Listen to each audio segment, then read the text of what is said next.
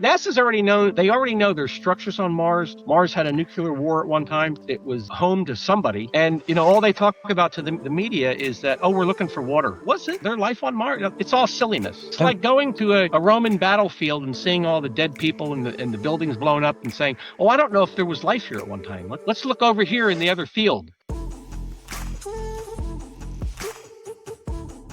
Hey everyone, and welcome back to Triangle Theory. I just wanted to take 42 seconds of your time and be completely upfront. So when we recorded that episode with George Haas, we thought that we lost the footage, but we finally managed to retrieve it. However, the individual tracks were lost. So when you're going to watch this episode on your screen, you're going to see three of us simultaneously, and sometimes our lips will delay from the actual audio. However, for the people that are listening to this episode, it won't affect your quality. So I just wanted to be upfront. Hopefully that won't affect your enjoyment of this episode. And yeah, back to the show. When you first got into your research in Mars, I know you mentioned that you were an artist before or still are doing art, but how does one get into this?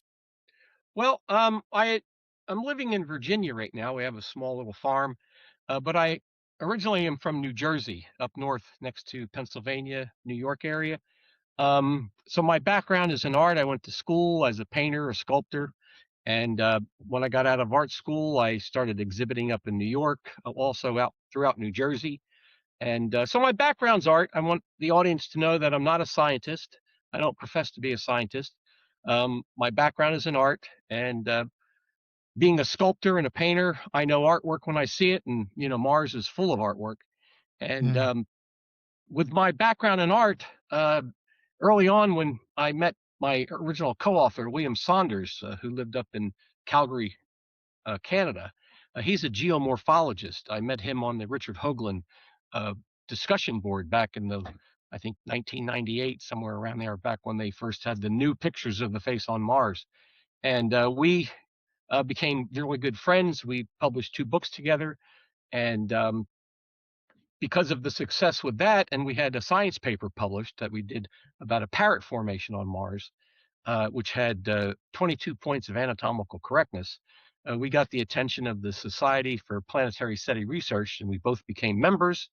And we've published a bunch of science papers. I guess tonight we're going to talk about the square-shaped formation on Mars that a lot of people were talking about a couple of years ago. So through my art background, I really got interested in studying a lot of these images that NASA was taking, especially way back to the face on Mars. And my interest just grew with that. And that's where we're at today. Yeah. When you first saw that sort of famous 2001 sort of Mars surveyor image, how did that make you feel? You're talking about the square? Yeah. Well, I saw the square back in, 2001 when it originally came out. And it was a Mars Global Surveyor image. That's mostly what NASA was releasing at the time. And we remember discussing it. I think Richard Hoagland brought it to everybody's attention way back then. And we thought it was interesting. I mean, it's ruins of a foundation. That's what it looks like. It's completely square. But it's in really poor shape. I mean, whatever type of structure was there, it's in rubble. But you can still see the square shape of the formation. And we were finding so many other things on Mars that were in better shape, 3-sided pyramids and 4-sided pyramids, 5-sided pyramids like the famous D&M pyramid at Cydonia. So this was kind of put on the back burner. We didn't really think about it until, it was mentioned on the Rogan show. Yeah. And like, sort of going into that, sort of seeing that image and seeing the possibility that could be a civilization on Mars, what was your sort of outlook on our current history, given that our predated history is not that old, but looking at structures on Mars, that would completely rewrite history. I just wanted to know what your personal view was, sort of even before looking at that image. Well, my theories and insight about Mars grew. I mean, I've been doing this for 30 years. Yeah. So I have a hypothesis of what possibly happened on Mars. All of these structures, Rupert, they were built after Mars was a dead planet. The civilization that came there and built these structures, they were using, I think, Mars as an outpost. Uh, Mm. this was for exploration, things like that. They built these little colonies and settlements on Mars, and this was all done when Mars, like I said, was a dead planet. And everything we're finding on Mars, including this square shape, that's the square's over a mile from end to end. It's huge. Everything on Mars is big. You have low gravity. There's not a lot of storms and problems on Mars. You don't have to contend with hurricanes and flooding. I mean, it's just a desolate area, and it's a great place to build an outpost like Elon Musk wants to do. He wants to go settle Mars and start building colonies and things like that. And I think this was already done by some space faring civilization that probably came here. I look at them as a possible runaway civilization. They were trying to get away from somebody. Either their planet was destroyed or they were having conflicts with their neighbors, and they found our solar system. They came here. They found this beautiful planet Earth, nice and green, and to hide from whoever they were running away from, this runaway culture, as I call it, they set up bases on the moon and on Mars. And that's where we're finding ruins on the moon. There's a few things up there. There's lots of stuff on Mars. And I think they used Mars as a guardian outpost. If you recall, back in the Bush administration in the United States, we had the Middle East, all the conflicts over there in Iraq, Iran, and Afghanistan. And Bush said it was better to fight them over there than to fight them over here. And I think that was the concept that these visitors had, that they occupied Earth, this beautiful paradise, and they set up these guardian outposts on the moon and on Mars. So if this culture in the future had come to find them, they could fight them off on Mars. And I think that's why there's a lot of evidence for battles and this explosions and things on Mars that took place. Some of these structures looked like they were damaged. And over the years, Bill and I, my early colleague, who's a geomorphologist, we came to the understanding that a lot of these structures we're finding on Mars, like this foundation here, this is one of the older structures. There's a couple, probably multiple time periods when Mars was occupied and people were building structures there, bases and outposts. So it's a very complex history, I think, that we're going to find out once we go there, that we're going to find structures that, just like you have on Earth, you have ancient cultures like the Romans and the Greeks and the Sumerians, and then you have newer cultures, you have the Romans, Greeks, and I think we're going to find the same type of time periods when we go to Mars, that structures were up there that were built at different time periods and had some type of battles and conflict, and they had to rebuild. And so thinking about this, have you ever spoken to Dr. John Brandenburg? No. Are you familiar with Dr. John Brandenburg? I've heard of. Brandenburg's a member of the Society for Planetary Study Research. He's a scientist. He's a plasma physicist. One of these really smart guys. He's written a couple science papers actually on the destruction of Mars. Since you brought it up, Brandenburg found through NASA's own data that they collected from the Viking mission way back. Not only were they taking these nice pictures, we saw the face on Mars, D&M pyramid, things like that in Cydonia. They also had a detector on the spacecraft that sniffed the air and could give them analysis of the atmosphere. And they found high levels of Xenon 129, which is a nuclear explosion signature. You find that on Earth when you have nuclear tests and stuff, Xenon 129. So how did that get on Mars? And he's done a couple papers on that. And he thinks that points to above ground explosions. There was some kind of nuclear war, which just goes right into my theory that Mars was a settlement outpost. And they probably had these conflicts either with themselves or some outside ET culture that came in. And this is why we're seeing some of these structures that are blown up or really damaged and rubble, and others seem to be really in pristine condition. Now, this whole idea of a timeline, Brandenburg talks about this happening about 1 million years ago when all this happened on Mars.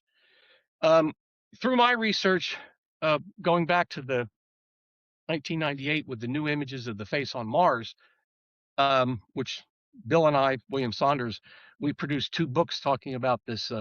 Our first book was the Cydonia Codex, which is like a play on the Maya Codex, all this, we found all of these connections to the iconography, things in the face on Mars. The face on Mars is actually a bifurcated structure. It has a human face on one side and a feline on the other.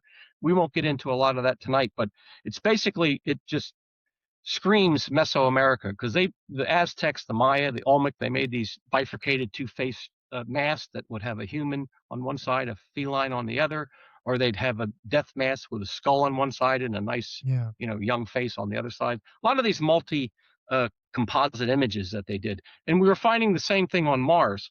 And so the Maya, I come to find out, there's a little. Am I going too fast? No, not at all. Are your heads buzzing already? Well, the Maya, in their text, I'm not making any of this up. This is all in the archaeological record. There's a place in Mexico called Naranjo. It's a little, most people don't even know where it is. It's a very small little settlement. And it's one of the oldest places that the Maya set up in Mesoamerica.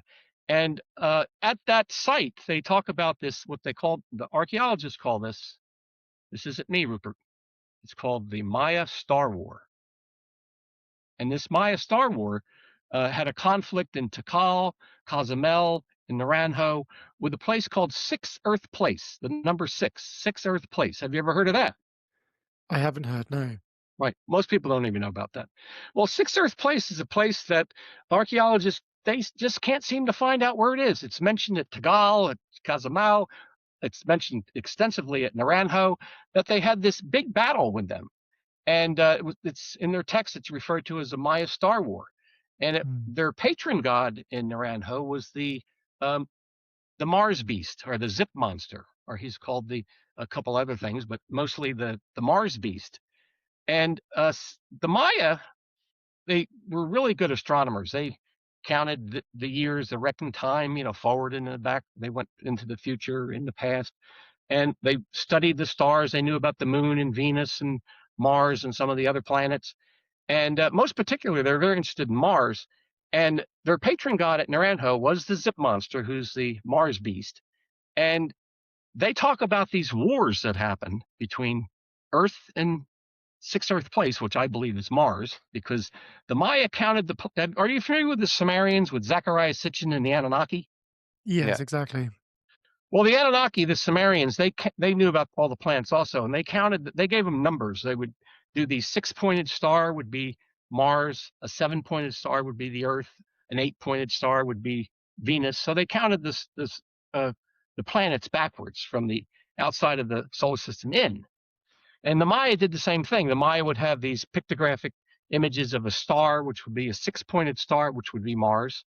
A 7-pointed star would be Earth. An 8-pointed star would be Venus. So Six Earth Place is Mars, which was an Earth-like place. That's why they call it Six. And the little hieroglyphics, it's in my book, if whenever I can get a copy to you. I go through the whole, it's at the end of the book, go through the whole history of Naranjo and all of the connections to Mars. And the interesting thing is, Rupert, the Maya give a timeline for this battle, this timeline of 1 million years ago, just like Dr. Brandenburg. Yeah. And this conflict, this Maya Star Wars, it's the timetable is about 1 million years ago. And then there was a second Star War with Six Earth Place. It took place about 22,000 years ago. So this is right out of Maya text. All the stuff that we're finding on Mars seem to have a direct correlation with the pictographic images and the iconography. The motifs are very Mesoamerican. And we're finding this timeline, which correlates with Dr. Brandenburg. Do you know who translated these texts? Excuse me? Do you know who translated these texts, these Mayan texts? Oh, these texts are deciphered by modern archaeologists. There's no dispute about this. They just never mention or they never put the connection together that Six Earth Place is Mars. They're trying to find it. They don't know where this place is. And normally when the Maya, they do these hieroglyphics on their monuments and their stela, they usually go into great detail. They tell about their neighbors, who they are, and they all have these, hieroglyphic writing system. And they're all places that they can recognize. The surrounding areas of Naranjo, they're all mentioned in these texts about these ancient battles that they had. But when they mention Sixth Earth Place, they don't know where it is. They've never found any archaeological evidence of a place anywhere in the region that they're having battles with, so they can't be that far away. And most of the area where these structures are now, Tikal, Cozumel, Chichen Itza, they're not buried in the jungles. They're right there. You can see them. So where is Sixth Earth Place? Sixth Earth Place is Mars, and that's what their text talks about, this battle with Mars. Now, I'm not saying the Maya were having battles with Mars. This information was bestowed onto them. This was handed down. This was a ritual. That's why they would have a lot of these reenactment rituals where they would pose as gods. They would dress up like the Zip Monster with a big hat on, and they'd be all these different characters. And so they do a lot of reenactments, kind of like in America where they do Civil War reenactments. All these guys get together on a weekend and they have their uniforms that are almost identical to what they dressed like during the Civil War. And they put these very intricate battle scenes go on. And the Maya did the same thing. Also, the Aztec, they would do ritual battle scenes. They would have an agreement with the surrounding cities, towns run by other lords and kings, and they would have these reenactment battles once a year, celebrating, with the alignment of the planets and the stars and things. And a lot of these were related to this ancient battle that happened on Mars. So just as the Maya do reenactments in their rituals and stuff, we do the same thing. So do you think these wars, you want to go? Yeah, no, you go for it. So do you think these wars were against civilizations like Atlantis and Mars, or just a complete different civilization that's not been, that doesn't live on Earth? Well, during that scenario where this runaway culture comes here, when they came to Earth, this was a beautiful paradise, but there was indigenous people were here, probably Cro-Magnon or Neanderthals, and through genetic engineering, they made us. It's kind of like the Anunnaki story. It's a very similar type of idea, where the Anunnaki come here and they use the man beast to create us through genetic engineering. And that's why we have all the different races here, because they made us to help them and do different things. And so we were the slave race. We were probably taken to Mars and the moon to work with them and do all the heavy lifting, even though things aren't very heavy on Mars. That's a little joke right there. And when they had their battles and whoever they were hiding from found them, they got out of town. They went looking for a galaxy far, far away. And so we were left here. Sorry, George, when you say runaway culture, what exactly was this culture running away from? Oh, I call them a runaway culture because I think they were looking for a safe place to hide.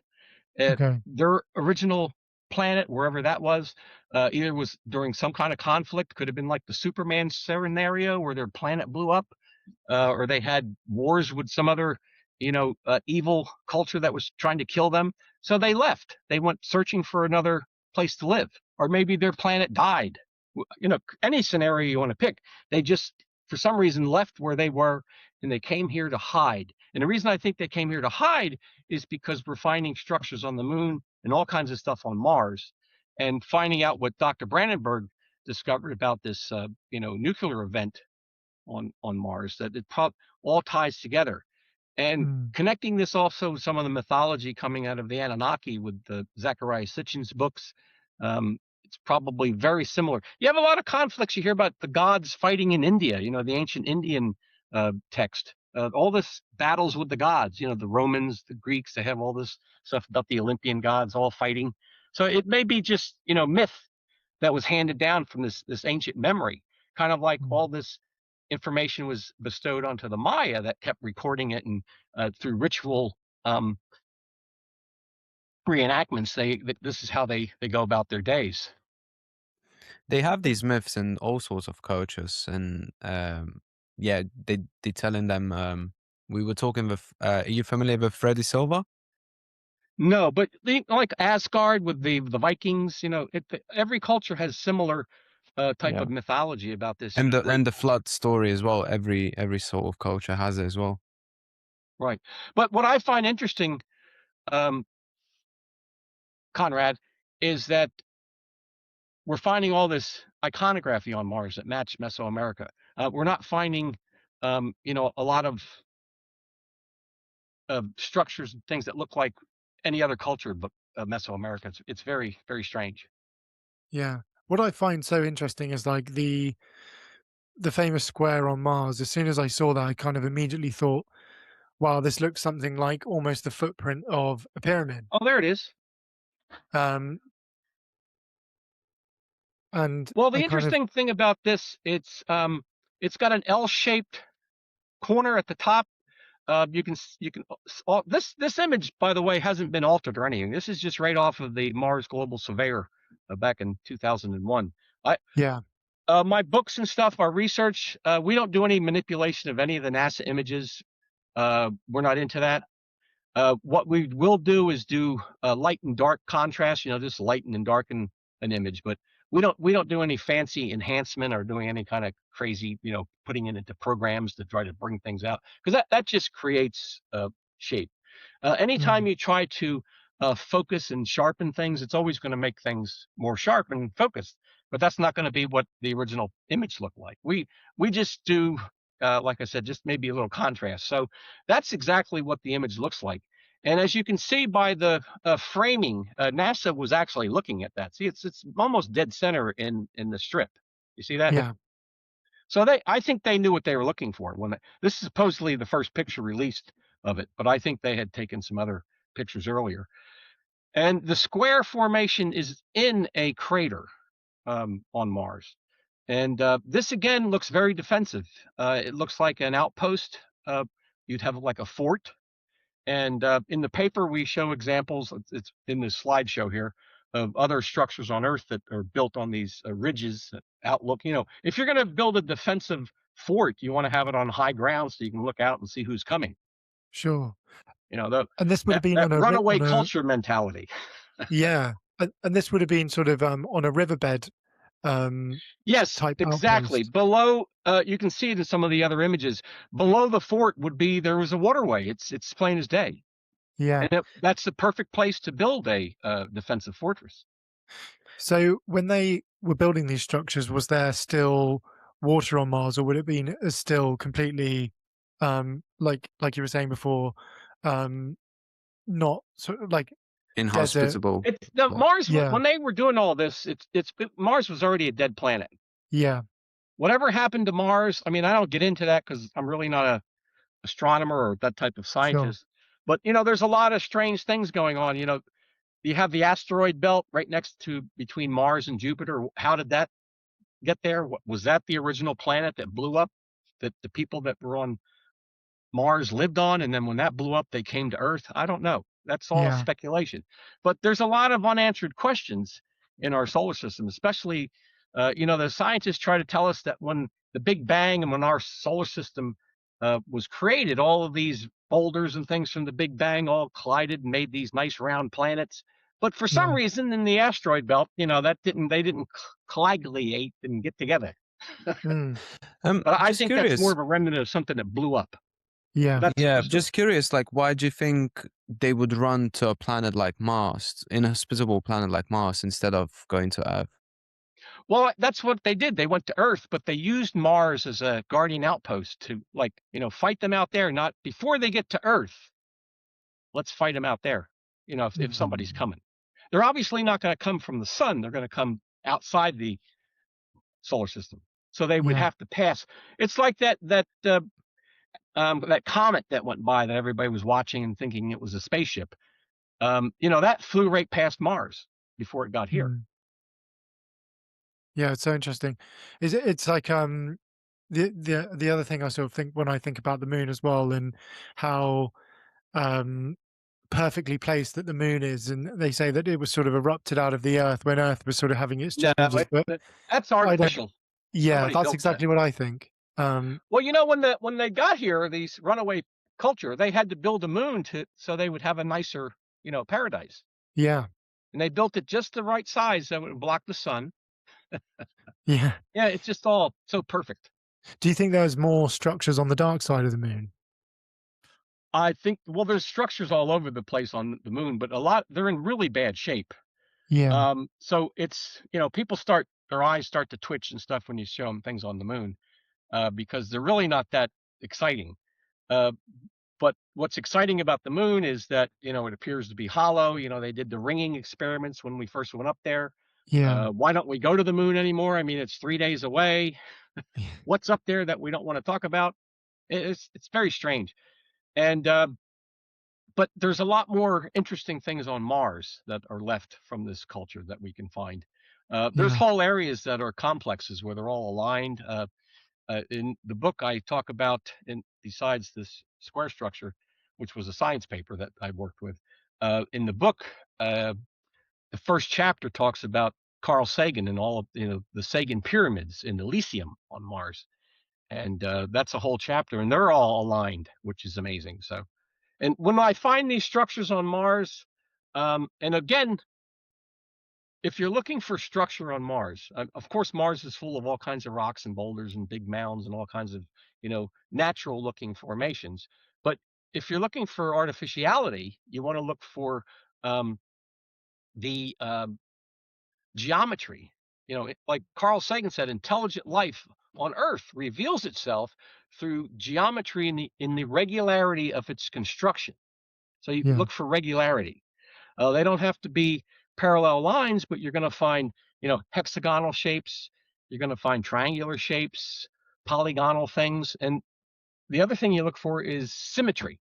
So not only do you find a five-sided pyramid on Mars, it's symmetrical, which adds, that's 2 points now for artificiality. You got a hexagon, it's got straight edges, it's got corners, and it's symmetrical. It's not lopsided. It's not, you know, one side's not caved in. And we find a lot of these things, especially three-sided pyramids on Mars. I have a whole file full of three-sided structures on Mars. Are there any specific, what would you say, like what sort of shapes are you finding naturally all over the planet of Earth or Mars, and what sort of shapes could be found, you could tell that they're man-made and they're not just You're talking based about by geology? when I look at NASA photographs of Mars, what am I looking for? The natural structures are kind of organic. You know, when you start studying this, you notice you're familiar with what's natural structures on Mars because they all seem to look very similar, Yeah. even though they're, you know, irregular, but it's the same type of structure. And they're just artificial mounds and mountains and all kinds of ridges and things that you're finding. And then you'll be going through this is called the strip here on the left. That's called, the NASA takes these long strips. This one's not very long, but it's pretty short. But they take these long strips, so you go through these, you know, in the NASA files, you can download new images, and they usually have these long strips like this, and you just start at the top and you look through it, and you'll see that what natural things, there's craters all over the place, and all different types of features on the ground. And then you'll see something like this. It just jumps right out at you that this looks square. That's not natural. It just doesn't look like anything else in the area. Or you'll find a three-sided mound that's very symmetrical, very sharp edges. That's not natural. Or you'll find um, a square, rectangle, four-sided pyramids are common, and they're not only have the square or triangular shape, they have, you'll see they have spines that go up from the outside, just like a pyramid. Looking at the Gaza pyramids from the air, you see they have the corner spines that come up. That's, Yeah. you find the same thing on these structures on Mars. It's I wanted amazing. to ask this as well, because with the pyramids, for example, the orientation and where they're placed in terms of above the equator and aligning with Orion's belt, they sort of speak to the Earth as well as astronomically. Do these structures, in terms of where they're placed on Mars, um, and their orientation, have very, like, pointing to true north, pointing to other stars? Is there a way to sort of tell their orientation in relation to the size of Mars? Well, the interesting thing about this square structure, it has a north to south orientation. You see the point there with the L at the top? That points up. Yeah. A lot of these square structures that we find on Mars do have that north to south orientation.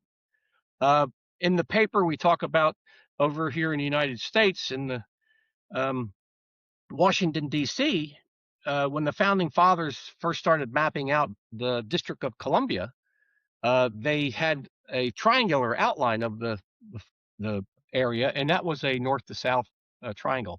And there's other structures that are in that PowerPoint there. if the audience wants to see them, that show examples of other structures on Earth that have that same north to south orientation. Yeah. It's amazing how we've sort of almost inherited this sort of knowledge in a way just through our own sort of creation. Kind of feels eerily sort of similar. It's like that's how we would orientate, like you're saying, Washington, which is the same sort of principle as what is up on Mars as well. And um, I wanted to ask if you could tell us a little bit sort of about, I think it's Arabia Terra, and why that sort of area is very significant. Is it because there's more structures in that area of Mars? There's very little that I've found in this area. This is one of the, like I said, this is what, almost 25 years ago. Yeah. Um, I really, this is the square formation it's just very odd that it looks so artificial. Mm. And you can see in this image here where there was the waterway coming around the side. So right in front of that image there, you can see where probably there was a waterway that went right around where that fortress is built. Yeah, Yeah. right in there. If you go to the next slide, just keep going. Oh, go back to yeah. This is Maxwell. Okay. We weren't the first ones to do a science paper. This gentleman did a science paper um, a couple years ago. If you go to the next slide, he did an analysis of the interior alignments of these formations. He's got it upside down here. It's actually the top is where that ridge is, where you have the possible waterway. But Yeah.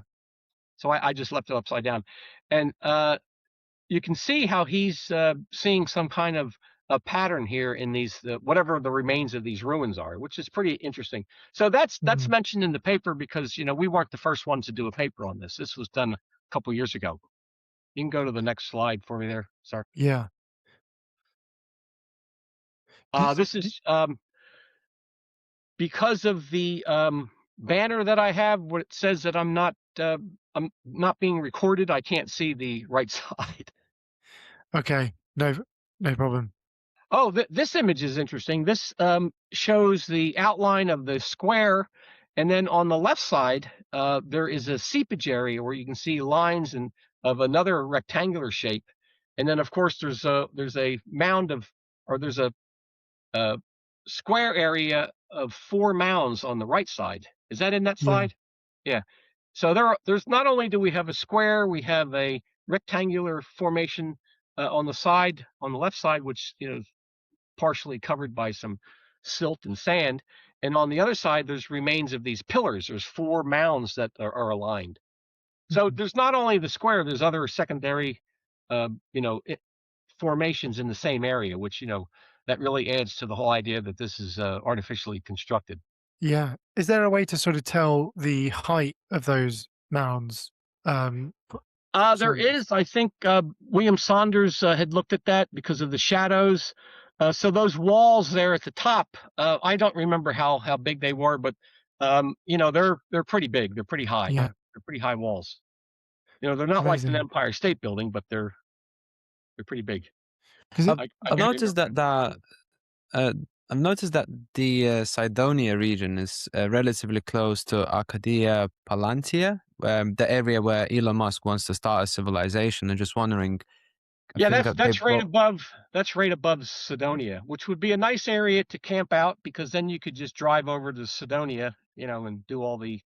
So the people that are vacationing up there, they don't have to see all the ruins. yeah. yeah. I'm just wondering, is there anything particularly interesting about that part of planet that we Well, can it's see the it's structures and Elon it's Musk plans? it's right next door to Cydonia. Yeah. NASA is not going to Cydonia, but they'll go there. It's So maybe that's incredible. why he chose that. Hmm. And is there any evidence of quarrying in terms of like to sort of make a structure of this size? Because I know you mentioned it's sort of a mile long, and I was sort of looking at this image and thinking, wow, that could definitely be a pyramid or some kind of massive structure. And if there's any evidence of, Well, I think it was more of a fortress. I don't yeah, think this was a, four-sided pyramid. This is more, sure, you had quarters inside. This was a military outpost right here. yeah, okay, it's really interesting. And just go to the Well, next slide. yeah, Yeah. Oh, I think this is something that was found by uh, Dr. Mark Corlado. You see the imprint of the square, yeah, and then on the left side, I don't have it outlined there, but you can see the imprint. He noticed this a while back, but again, notice this is a north to south orientation. The points are at the bottom and the top. Mm. It's just interesting. yeah, Uh, yeah, yeah, this is a terrestrial. This is from the United States, out in the Mound Builders, American Indians. Again, a square oriented to north to south orientation. This seems to be a tradition. This is some type of um, imprint that they're following, just like we see on Mars. As above, so below. Does that say Mm. Area 51 acres? Yeah, but it's not Area 51. And I never I thought noticed that's that. That's pretty funny. It's the whole area. That's an interesting coincidence. You can't make this stuff up. yeah, yeah, yeah. I never When noticed that. That's pretty funny. when when sort of looking at the images, is there anything where it has to sort of meet a certain criteria for you to be like, yeah, that is absolutely 100% made, or a structure? Does it sort of have to hit certain?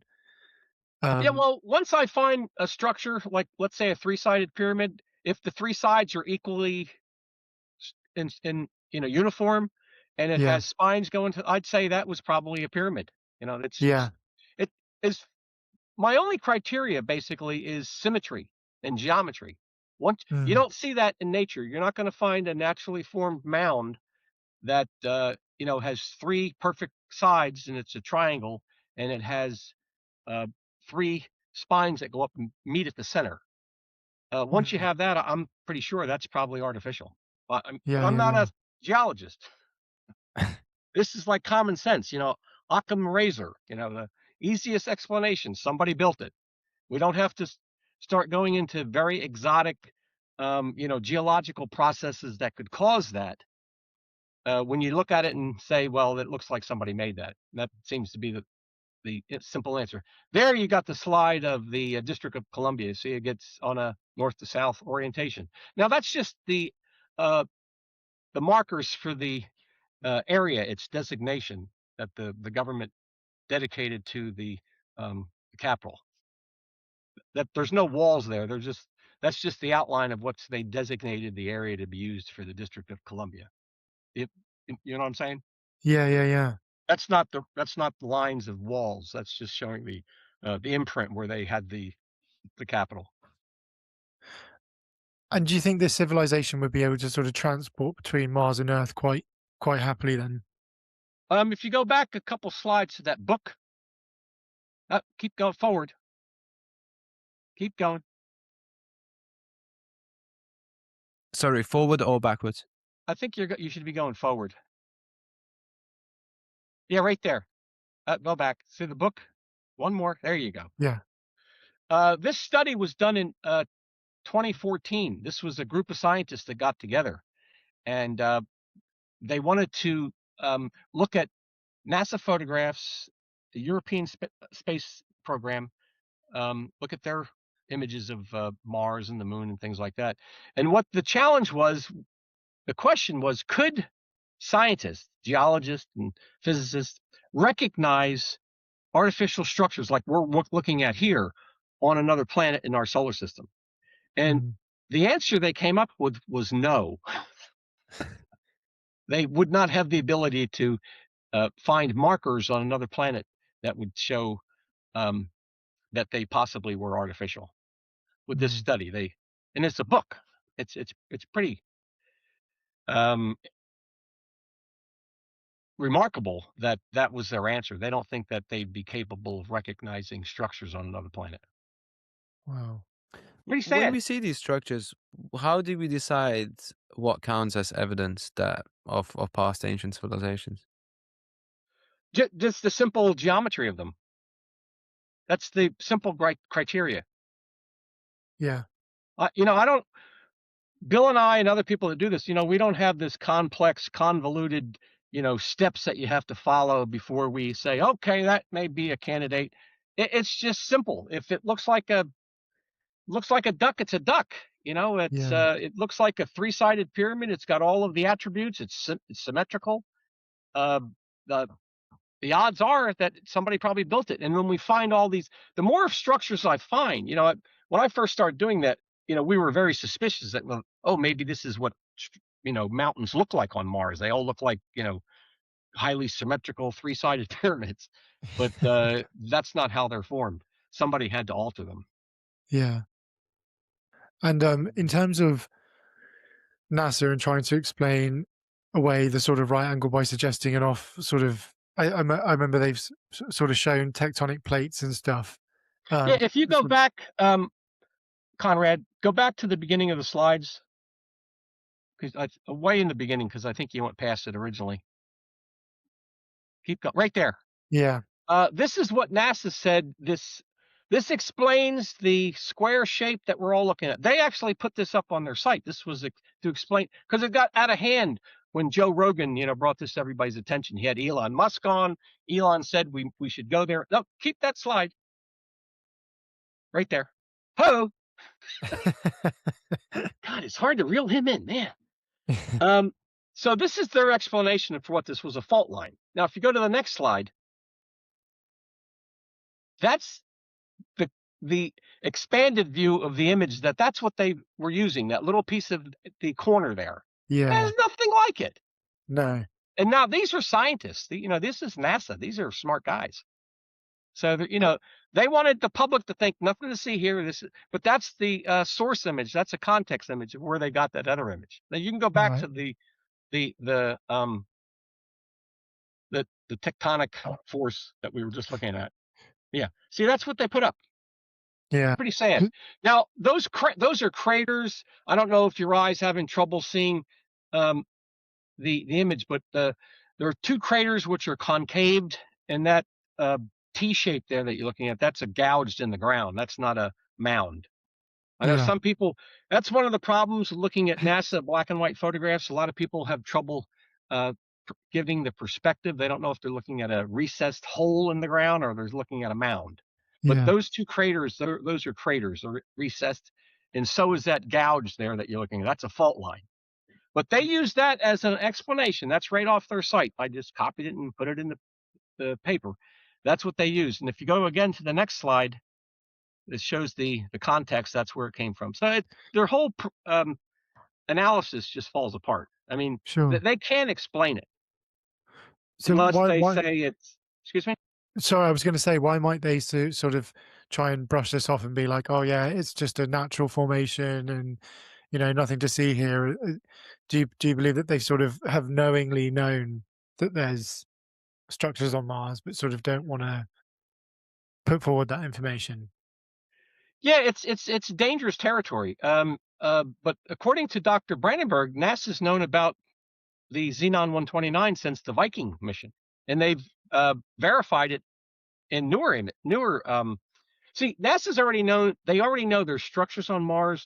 Mars had a nuclear war at one time. It was home to somebody, and you know all they talk about to the media is that, oh, we're looking for water. Was there life on Mars? It's all silliness. Yeah. You know, it's like going to a Roman battlefield and seeing all the dead people and the buildings blown up and saying, "Oh, I don't know if there was life here at one time. Let's look over here in the other field, Yeah. away from all the bodies." Yeah. Away from all of the complete catastrophe. Yeah. I'm not sure if can you guys see my mouse? I can't. I I got that. I have that darn banner up there. No, all Yeah. good. I just wanted to ask because going back to that slide, so these seem like this doesn't seem like would be natural, I'd say. But then when you go to that slide, it seems around the map it has a similar patterns all over the place. Yeah, So do you but think this is an image. These are fault lines.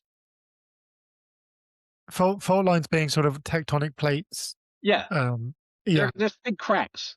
Okay. Mm, So that this must have been sort of potentially underwater. These fault lines. I understand. Uh, well, Mars Like was, ripples. very Earth-like. It had waters, oceans. Yeah. The Cydonia area is right next to where the old ocean was. It would be a perfect place, to set up a settlement because you're not far from the ocean.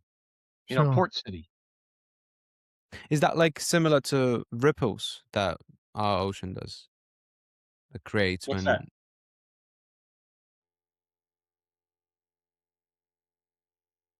And that's the journal we had our paper published. The paper was written with Robert Schoch. Yeah. I mean, when I found out that he was joining our paper, Bill and I were just walking on air. It was like amazing. It's like we were so excited to have him work on the paper with us. Yeah. It's incredible. Yeah. Working And with the big boys. yeah. What was his sort of main um take on these potential structures on Mars? Well, if you stay on that image there, that's a Mars. That's a Mola Dow. It shows the height and all that blue area. That's probably where the water would be. That's the ocean, Yeah. and you can see where Arabia is located. It's in a sweet spot. Now, we're finding a lot of these structures like this in these complexes that have multiple structures that are all aligned in like a little um, compound area. We're finding a lot of this stuff either 20 to 30 degrees above the equator or 20 to 30 degrees below. It's that band in the middle, just like on the Earth, where you have all the major civilizations are all around the equator.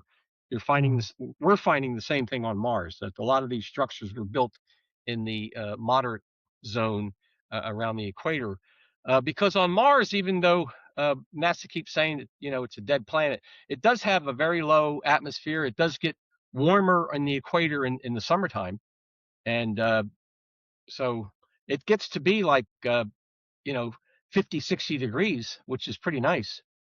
Yeah. It's like almost like perfect sort of, if you can sort of imagining the blue to be the water, that it would actually be a perfect place to sort of have a location, sort of prime real estate, sort of near the water, and being Right. able to have those vantage points. Um, it's amazing. And so that's going back to that image, Conrad. Sorry, go back to. So that sort of ridge and where it's sort of Yeah, um that's on actually the where the verge. waterway would be. So the peak of that Sure. square would be right on the peak of that ridge. And do we know the sort of the depth, potential depth of that ridge where it might have been sitting on? It's quite Oh, hard to that's tell. that's a pretty big cliff. Yeah. So it's I like a couldn't tell full-on you how cliff much, face. but well, you could just figure that if you go from the peak there, from the orientation from the bottom to the top, that's a mile. Mm. So that would give you an idea. That's almost a quarter of a mile Wow, that's down that ridge line. Am I yeah. right? Yeah. If you're just doing George math. Yeah. Do you believe that this civilization would be just there in terms of station? They're not sort of living there permanently in terms of having agriculture or anything sort of more long term or permanent. It's simply more of just like a base. Yeah, well, that's the beauty of my scenario is that you don't have to have trees and plants. These were just like Elon Musk is going to do. He's going to go to Mars and he's going to set up. Mm. I'm sorry, that's my phone ringing. Yeah, no problem. He's going to set up bases and he's going to have ecologies. They're going to have all this stuff done inside. Yeah. So all of that sort of self-contained within Yeah, the structures. Yeah. exactly. And this here settlement probably was the same way. It was a self-contained. A lot of these pyramidal formations we find, I think those are ecologies. They inside of those are probably hotels and malls and storage areas and all the Mm. libraries. It's all inside those. That's where everybody lived. They lived inside those, not out. They weren't out walking around because it was Yeah. this. They're there to you know watch over Earth. Uh, And they So what? probably rotated in and out, a Yeah, couple years, just like our military would do. And I think one of the battles and one of the wars that started on Mars was probably like we had the American uh, Revolutionary War with Britain. yeah. They're probably occupied Mars, and you're there building a civilization, and they said, "Hey, we want to have our own place," and that could have started another battle. What are the lines in this image? What do they mean? Excuse me. What are the lines in the image Oh, shown? this the study that Max did. He's just showing alignments about these were probably some of the linear walls that, of course, they're in ruins now, but he's showing how they were probably constructed, and this is some of the alignments that he's seeing, which just shows more evidence that this is not just arbitrary, uh, you know, mountains and rocks. This had some, although this is in a ruined state, this at one time was a well thought out base. That's what I'm saying.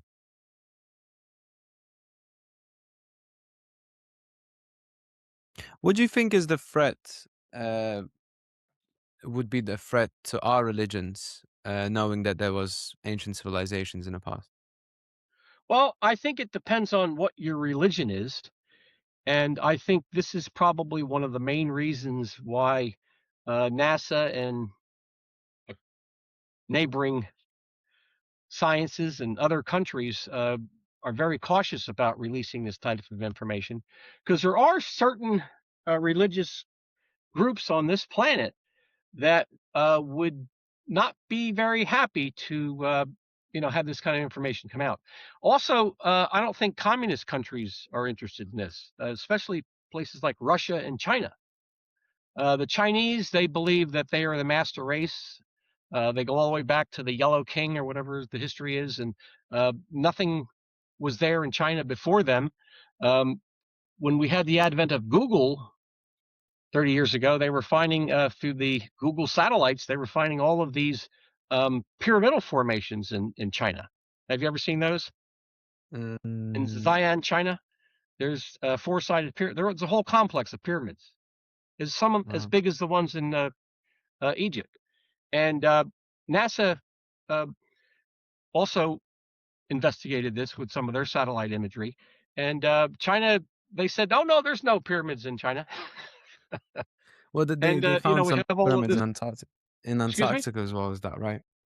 Have you seen those? Not in China, but I've seen ones in Antarctica. Well, In the North Pole. there's probably 50 or 60 of them in this area in China, and it's pretty amazing. But they deny that too. But getting back to the disclosure idea, they don't even want to talk about the pyramids in their own country, let alone finding any others on uh, the moon or Mars. Now, China's gone to the dark side of the moon. They did some research over there, and a lot of people that are all like pro, disclosure. Oh, China will probably be the first ones to talk about structures on the moon or Mars, but I don't think so, because that goes against their communist uh, thought patterns. Same thing with the Russians. I can see how communist countries would be against that, but I don't really see how that would be a threat to religion in a way, because you can argue that God created not only Earthlings, like not only human beings, but also other civilizations and aliens, so to speak. Well, I'll just, as a word of caution, I'll just give you one clue: jihad. What was that? I've heard that word, but what does it mean? Well, that's the it's a culture that doesn't want to, have any kind of recognition of any other religions or any other um, information that goes against Allah. Mm. You know, get your head cut off. Yeah. So I think this is all part of the caution that the governments have. I mean, I don't want to get into politics, but this is all part of it. In 19 was it 1976 when NASA landed the Viking mission on the moon or on Mars during the centennial. And we're having our 50th, uh, 250th centennial now. Back in 1976, the NASA program was all correlated to go to Mars. They had 2 landers that landed on Mars, and that was supposed to land on July 4th, celebrating the 200 years of America, but it didn't happen until a couple weeks later. But anyway, that was all coordinated to be for the celebration of our 200th anniversary. And when they landed there and started taking pictures and sending pictures back, a Muslim group over in Saudi Arabia threatened the United States, saying that they owned Mars and we had to stop landing on that planet. It was documented. So that was just one of the problems that happened. But I think religion, there's also, other religions. You have, in the Christian side of the religion, you have evangelists and people that just, Bible thumpers, and, you can't go against the Bible. Some people still think the planet's flat. And, did you ever see the movie Contact with Jodie Foster? Yeah, Yes. great film. Well, it is a very good film, because I think it really explains the world reaction. And you see all the violence, and the preachers are out protesting, and it would get wild. If NASA came on television, interrupted, the football game we just had, and said that, we found ruins on Mars and all this stuff, and it would be a panic. I Yeah. believe so. They did a study back in the Eisenhower administration. He was the one that set up the NASA program, and he did a study when they first started thinking about going out into space, going to the moon. So they had all these scientists, like that study we just saw before, where they came to the conclusion that, geologists and scientists couldn't recognize structure. Well, they had a similar, that's the Brookings Institute report that they did when NASA was first established. And they had similar scientists get together to see what would the reaction of the human psyche be if we've discovered ET, on the moon, ruins, or actually had contact. And they found that the human psyche is so fragile that it would be devastating. People would not handle it very well. So that was a report that was put out by the government. If you look up the Brookings report, you can read it. It basically says, if you find it, you hide it. It's kind of like the Planet of the Apes. You've seen the first one with Charlton Heston. That's what they did. They hid everything about how the humans were an advanced civilization. They hid it from the public until he found the evidence in that cave with the doll that talked. If you find it, you hide it. I just wanted to go back to the structures and just ask, do you believe that there are older structures in relations to newer ones on Mars? Yeah, I was talking about the Maya timetable. We're finding structures that look in really good condition, and then we find others like this foundation, which is just devastated. It's been blown up or whatever the heck happened to it. Yeah. So yeah, seems to be different time periods of structures on Mars. And you think this could go back as far as 1 million years, or potentially even more? I don't think it goes back any further than that, but I'm not a geologist. Yeah. I go by what the text is telling me. Yeah. And there's also another guy, John McNeagle. I think that's how you say his name. John McConnell. He was a CIA agent. He did remote viewing back in 1980s, 1984, and very interesting study that he did when he was working for the CIA. And there's reports of that. You can read them on the internet. They were released, I think, in around the same time this picture came out, back in 2001 maybe. And he talks about doing remote viewing. They did experiments in the CIA to find out what was on Mars, if Mars ever had life, and what was on Mars. And they found that his experience was that Mars was, there were survivors that he had saw in his remote viewing sessions, and that there was some devastating war that happened on Mars, perfectly aligning with Dr. Brandenburg found. And it happened about 1 million years ago.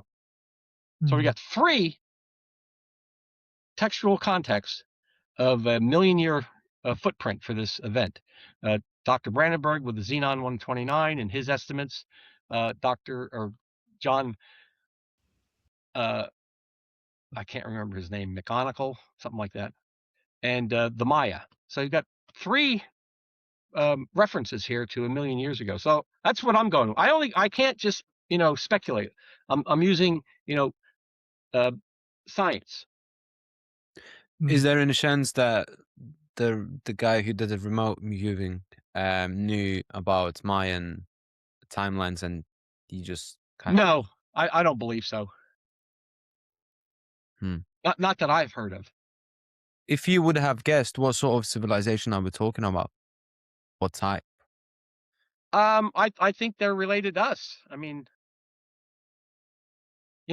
I think if we do contact some type of aliens, they're probably going to look like us because the universe has all the same elements, and there's oxygen in these. That's how plants grow and everything, and animals, and everything is pretty similar. I'm thinking anyway, and I think that one reason why the controlling media and the government wants everybody to think that aliens are monsters and crazy, weird looking is because the truth is they probably look a lot like us. And it's easier to, put into people's minds that aliens are these scary grays and these ugly people and they're going to be monsters and, have 5 arms and who knows what.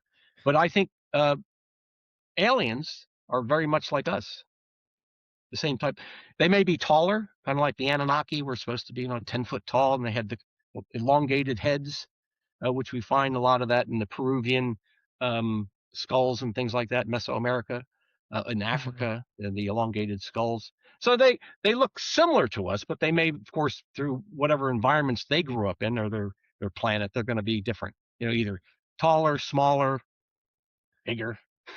Yeah. But I think they're all going to be, 2 eyes and symmetrical. We're symmetrical. We got 2 eyes, 2 nostrils, mouth, arms. They may have 6 fingers. I don't know, but it's going to be pretty close. So, sort of touching on the Anunnaki again, and sort of looking at ancient scripture and the way they're depicted, they sort of have this passing on of knowledge. And do you feel that, or think that megalithic structures here on Earth are that passing of knowledge, or potentially coincided at the same time? Well, a lot of this information is done orally. Yeah. But thank God with the Sumerians and the Babylonians and the Assyrians, we have all these little clay tablets with the cuneiform. So we have it all written down. I mean, Zecharia Sitchin, when he did his 10 books about the Anunnaki, it wasn't something that he just made up. He was reading it out of the text. And when they first found these little tablets over in the Middle East, the churches were all very excited about it. They thought, well, this verifies the Bible. But what they found out that these texts were a lot more detail about how they made man, and the Christian Bible, the King James Bible, how when man was created, it's very very vague. It's not a lot of detail. But the Sumerian texts, they go into total detail how they did this. And so there's a lot more detail. There's a lot of, like, the first 5 books of the Bible, the books of Moses, they came right out of the Sumerian text. It's almost like verbatim, but a lot more detail, a lot more history that are described in these. It's pretty amazing. And this scenario that I've come up with about this idea, because this Anunnaki, supposedly they had bases on the moon and Mars also. But according to Zecharia Sitchin in the text, they came here looking for gold. But my scenario is that they were running away from somebody, and that's why they had to have these bases on the moon and Mars to protect them. And that's why these were probably done at different time periods. Or my scenario is that once we had this culture came here, created us, they had a base on the moon and Mars. They were found out by whoever they were running away for. There were battles. That's why we have all these ruins on Mars. They left, and then we were the ones in the past that eventually went back to the moon and Mars. And that's when the second phase of what we're finding on Mars happened. And then after that battle, there's this thing that they call historical amnesia, where we forget, where we came from, who we are, because it's all kind of like lost. I think that's a part of how we forgot about all this stuff. But we do have myths about, Atlantis, Atlantis may have been, a civilization that was all over the planet, and they just, they didn't die from a flood. Possibly it was a war. Things blew up. So it's Yeah. very complicated. But I think the only way we're going to find out more about this is to go to the moon, find these relics, investigate this stuff, go to Mars. Mars is full of all of these complexes of these little cities and outposts and settlements. And I think we're going to find our answers there. But back to religion and everything, this is going to really fly in the face of a lot of things. Yeah. And back It's to communist run countries, they are the power. They're the authority. So we don't want to have any other cultures before them, like the Chinese. There's nobody else before the great emperor. And if we find evidence that there was, that's going to destroy their whole history. You hear about these discoveries, got to rewrite history. Yeah. Completely rewrites the way we even think about our evolution and how far more advanced. I think they've started to find evidence that we're 900 to a million years old anyway, just from archaeological digs that they're finding here on Earth, or that even the way that our teeth and over evolution, for example, goes is far longer than we ever sort of thought. Oh yeah. And it sort of ties into your timeline where we're sort of looking at that, million years old. And then I think the last catastrophe happened when we had the flood. I mean, that wasn't a Yeah, war. That was just a global thing that destroyed everything. So, yeah, even though us humans got to the point where we were the Atlantean type culture, we went to the moon, we went to Mars, and it wasn't a war that killed us. It was this big flood. And then we starting all over again. And I think that's yeah, the point where history for us starts with the great flood and then civilization building up again, but still having that memory that there was this Atlantean culture, this great culture in the past that we really can't figure out who it was. And we may find answers to that when we go to Mars. yeah. Totally agree with you. but they will be hidden from probably the majority of population, and only the scientists will know that. Well, if Elon Musk is in charge, I think we might find out. But NASA has for years they've become useless. Uh, it's only because of Musk and his talent that he put. Elon Musk is kind of like Thomas Edison. Thomas Mm, Edison wasn't like the greatest scientist, but he stole things from everybody else and he put his name on it. But he used all of these great minds around him to create all this stuff. And that's what Elon does. He's not the great scientist, but he has all of these people working for him. And they have the rules are whatever you do here at Disney, like with Walt Disney, it's all Disney, and it's all Musk whatever you do. And you know, have you seen his rocket? It takes off and lands just like in yeah, 50 sci-fi. When he talked about that, they said, "Oh, you can't do that. That's science fiction," and he freaking did it. yeah, I mean, You you can't don't even deny have that to he's have the incredible in what he capsule or does.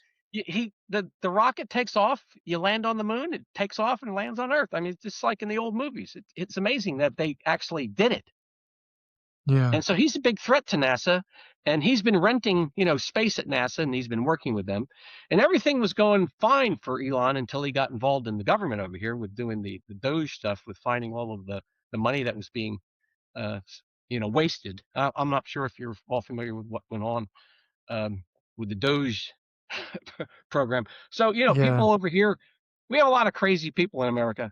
They loved Elon Musk's electric cars, and mostly liberal Democrats all have these electric cars.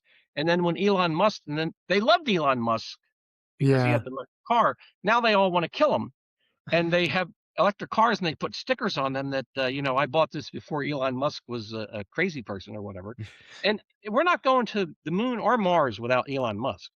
mm, And so he really had a lot of bad fallout with that experience with the Doge. But now he's kind of, before Trump was elected, uh, Elon was going around saying we got to go to Mars first, bypass the moon, forget about the moon, we got to go to Mars. He wants to go to Mars. But he's kind of changed his tune in the last couple of months. He's all into going to the moon now. And we have the Artemis program, which they're They're going to circle the, they're taking forever to go to the moon. They're going to go to the moon. They're going to circle a couple times, come back and say, hey, we went to the moon. We can circle now. Maybe we'll go land on the moon. It's like baby steps. Yeah. So Elon's all in now. Instead of going to the moon, or instead of going to Mars first, he's relenting and he's gonna build a base and stuff on the moon, and use the moon as a jumping point to go from the moon to Mars. It makes perfect If sense. he builds his rockets on the moon, there's less gravity, easy to get off the planet or the moon and go to Yeah. Mars.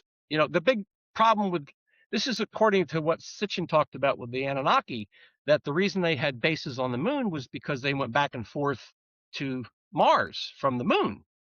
Because when you're on Earth, you have all this gravity to conflict with.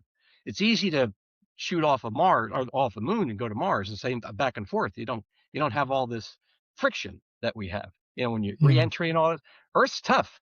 So if Elon builds his base on the moon and builds these rockets up there, these spaceships, they can leave the moon and go to Mars easily. So it's win-win. I've heard there's like sort of a bit of a race because I think China's sort of wanting to get on the moon, and also I can't remember where I read this or saw this, but China wanted to sort of get on and televise sort of around the dark side of the moon and sort of really show if there are structures on the moon. And they won't show anything. No. From what I know with the Chinese and the communist mentality, they won't. They may steal whatever technology they can find up there. Yeah. And then they'll say that they did it. But so that's another rush why we're going to the moon. The first time we went there is because to beat the Russians. And now we're going back because the Chinese want to go there. And the Chinese want to go to Mars also. Do you think we've ever been to the moon? Excuse me? Do you think we ever been to the moon? Oh, yeah, I think we've been to the moon. I don't. The problem with some of these pictures that we see that seem to be staged, I think that NASA did stage pictures because of all the stuff that's up there. Yeah. You got the lander with the astronauts were up there looking out the window. God knows what they're going to be seeing. So you have to have an alternate imagery to show people. That's what I think. I think there's so much stuff in ruins on the planet, on the moon, that NASA had to be a little cautious. And I think that's what some of those pictures are. Yeah. I just find it. We know we went there because the orbiters taken pictures of the landers. They're there. I just find it very interesting because we've been, what was it, like 60 years ago, something like that? Well, it's 1969 we landed on the moon. 1969. So and we only went there, to what, Apollo 13, 14, 15, it was 16 or 17. It wasn't many times, and we stopped. Yeah. And then since then we haven't even been, and now the Artemis mission, they're just going around instead of just going straight, even with the better technology, which is the only way we got the Democrats in the United States to go along with this program was because it's called Artemis. You know who Artemis is? No. The original program was Apollo. Yeah. Right. Well, Apollo's twin sister is Artemis.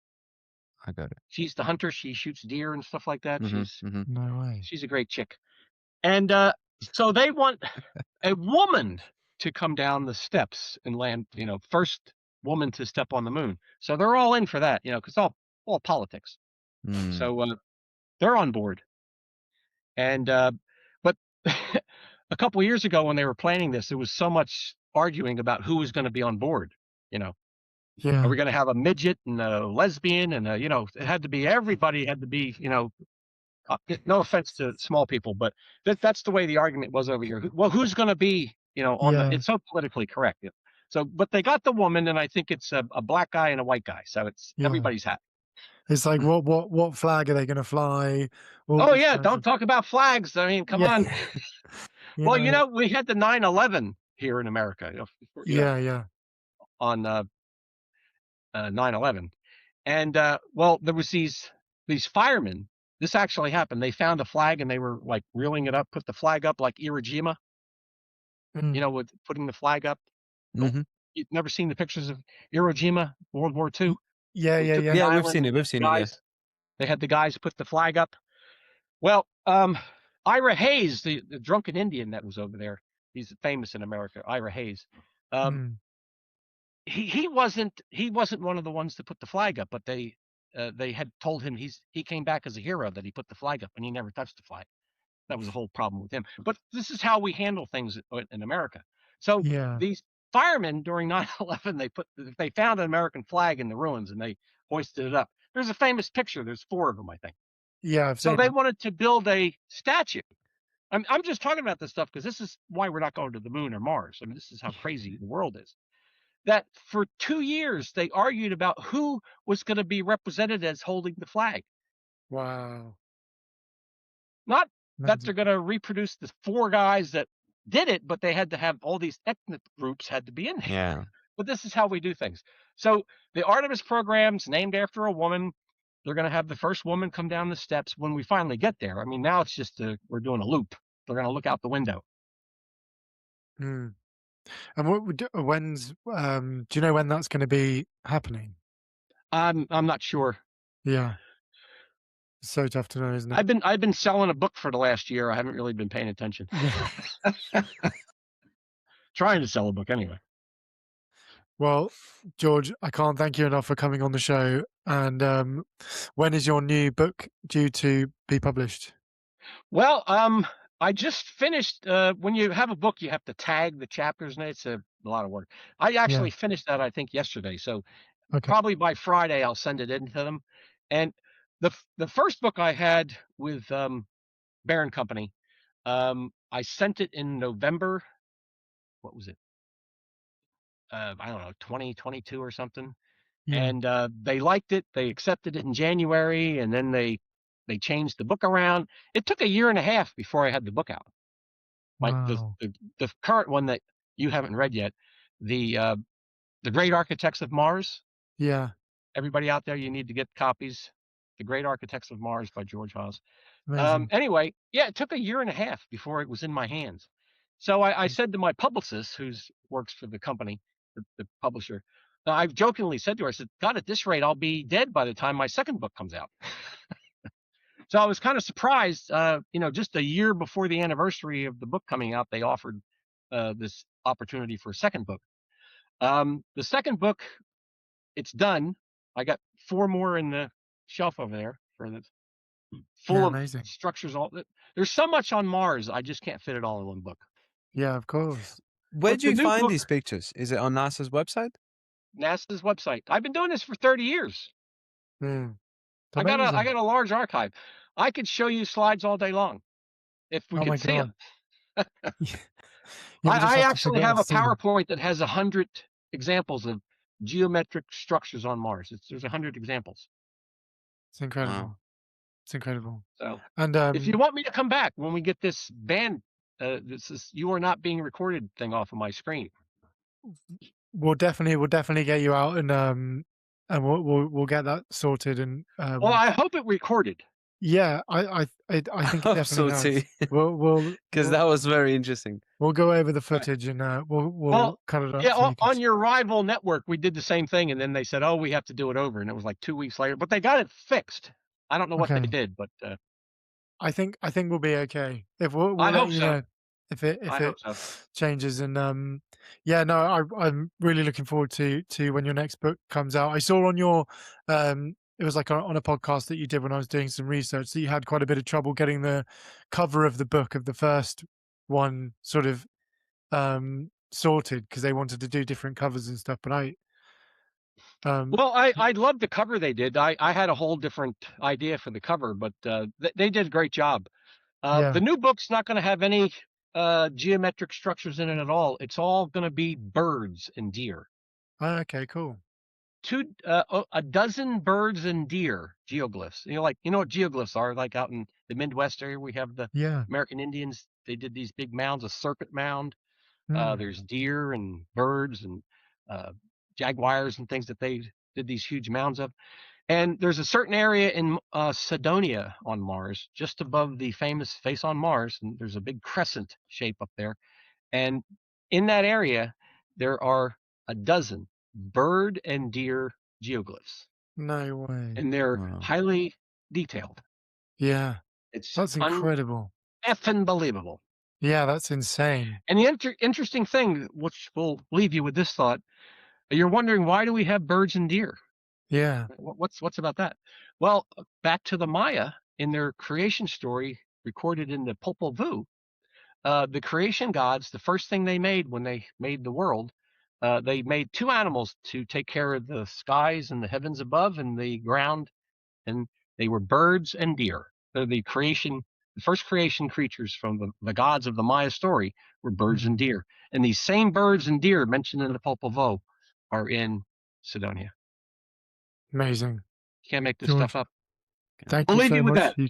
Yeah, that's, I tell you what, we'll continue this in the next episode when we get you back on. Okay, I hope this goes well, and I really enjoyed talking to you two, and we had a good time. Yeah, And hopefully next absolutely. time the PowerPoint will work, and we can go through it. If We'll you go want me to through it. come back, we can do the all the structures. I got the whole PowerPoint. Yeah. There's 100. Yeah, of course. We'll do it. Absolutely. All right, George, guys. thank you so much. Thanks for having me.